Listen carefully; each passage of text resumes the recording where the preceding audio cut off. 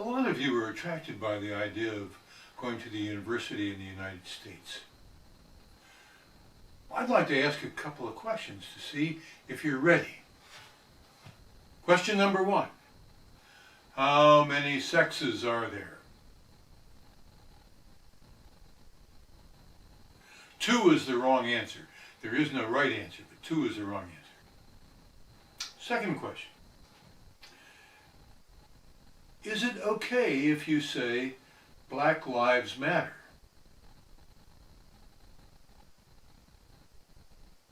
It's not only okay, it's mandatory. You have to say that.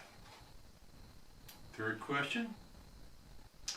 Is it okay to say White Lives Matter? No, it is not okay. It is hate speech and you will be thrown out of the university.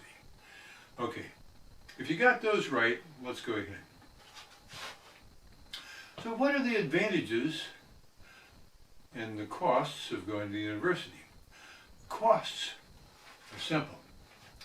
When I went to the university and dinosaurs roamed the earth, it cost me, in today's money, $10,000 a year for the university. That's with 1,000% inflation. It was 1,000 back then. And when I got out of the university, I got a job for $70,000 a year in today's money. That's a no-brainer. 7-fold return. Today, if you go to Harvard, you pay $75,000 a year for the education, and you might earn $50,000 when you get out. For those of you who have learned arithmetic, that means I got a 10 times better deal than you would. Why is that? Supply and demand. When I went to the university, only 10% of Americans had been to college. Only a third of my high school class went to the university. The economy was growing, and there was a big demand for college graduates. We got paid the big bucks. Today, 2/3 of everybody goes to college. By definition, that means that it's only average people going to college. And those average people remain average even after they've been to college, and they just aren't that special, and there's too many of them. Supply and demand, they don't get paid that much.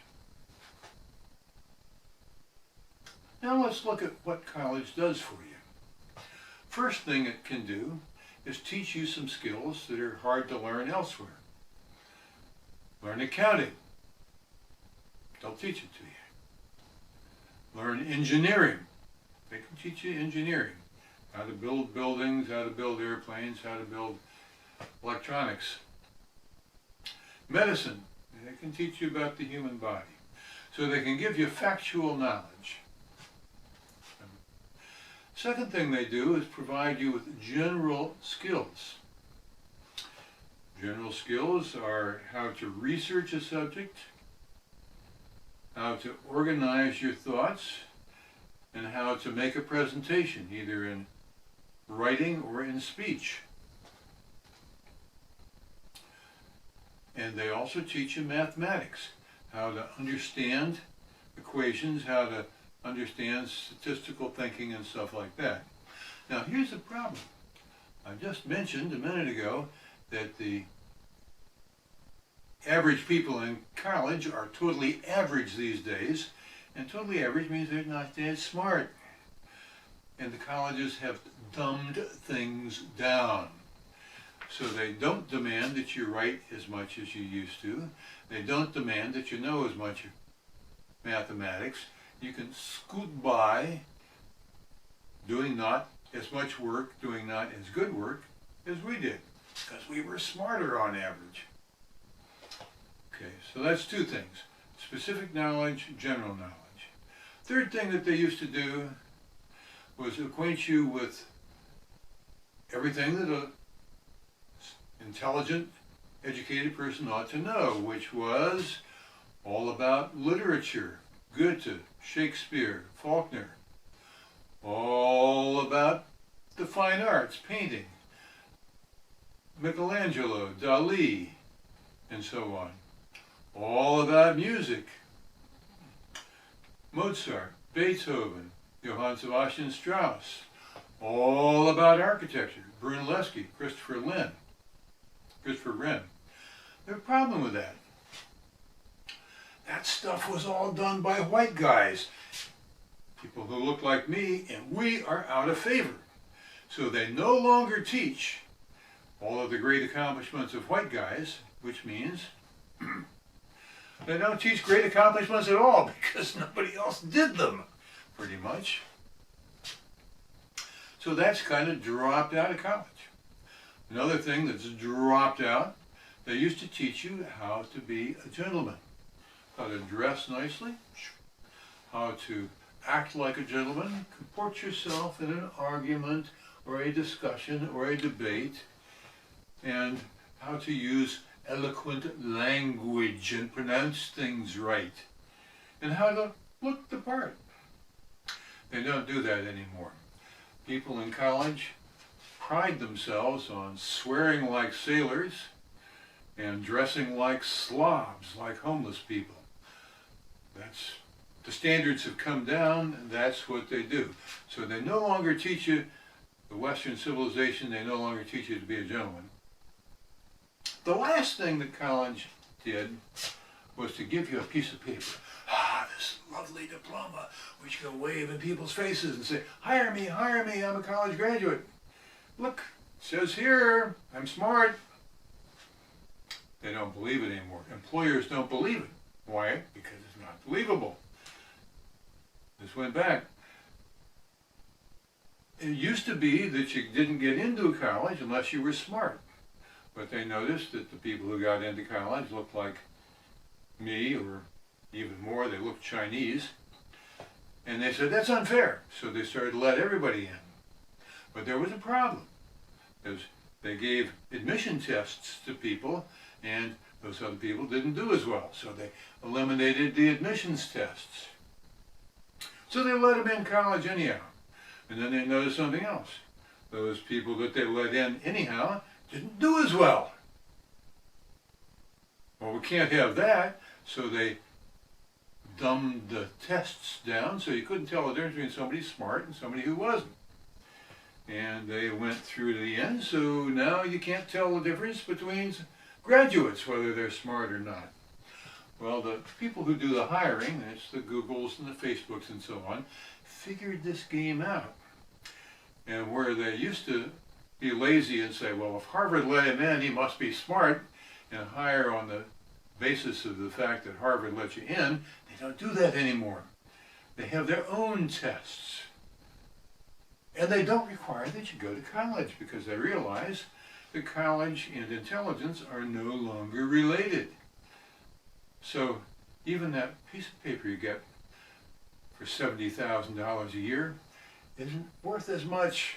But people know better. Okay. So college isn't worth what it was. Costs more, gives you less. What are your alternatives? Alternative number one is don't go to the United States, go to college. You might have noticed that here in Ukraine we don't have that much diversity. The universities are still as demanding as they ever were. They still will grade you against other Ukrainians, and they'll say this is a smart Ukrainian, this is a dumb Ukrainian, and give credit to the smart one. They don't overcharge because they're not doing scads of research on the side for the United States government, and the Ukrainian government can't afford it, so they simply don't charge that much tuition. So going to the university here in Ukraine is a pretty good deal, and it's also a pretty good deal in neighboring countries such as Hungary and Poland. That's one alternative. Another alternative, and this is something new, is distance education. Many universities, especially in the United States, videotape lectures by the best lecturers and put them online. So you can watch the best lecturers on the subjects talking about their subjects. That's for free. They tell you what books to read. You can download some of the books for free, others you have to buy, but it's not terribly expensive. So you can get the lectures and the books. The thing that you can't get easily is the person who will look over your shoulder and say, this is how you do this equation, you need to tick, tick, tick, tick, tick, kind of stuff I'm doing with Eddie right now. But that's part of the equation that you can solve, because there are a lot of smart people here in Ukraine. You can hire them, and you can go to a place like, say, the Arizona State University, which is teaching classes at the Rechnaya Vaksal in Podil, and you can watch the videotaped lectures and read the materials and talk to smart Ukrainians who will tell you what it's all about. So you can get an education without going to an American university. Now there's a sort of hybrid wrinkle that's kind of fun, which is that you can get this hybrid education for 3 years, and then on the strength of what you've learned, go to the United States and spend a year on campus in the United States. It helps to be 20 years old or so, because you mature an awful lot between 17 and 20. And spend 1 year on a college campus, get that degree like everybody else who is there for all the time, and come on back and, hey, I've got a United States diploma for whatever that's worth. So another thing you can do, by the way, while you're spending those 3 years with online courses, you can actually work and get a job with somebody. If you're going to be an accountant, get a job in an accounting firm. If you're going to be an engineer, get a job as an engineering aide and get some actual work experience. And you know, employers are not stupid. That work experience that you get is going to be more valuable than that piece of paper. So go to work, make some money, you pay for it, and get a start on your career. So these are thoughts on an American university. Now some of you may want to go to an American university anyhow to answer the big questions of the day, such as how many genders are there? And if you do, good luck to you. I sure hope somebody else is paying for it, because it's not worth it if it's coming out of your pocket, but give it a shot. At any rate, those are my thoughts on American education.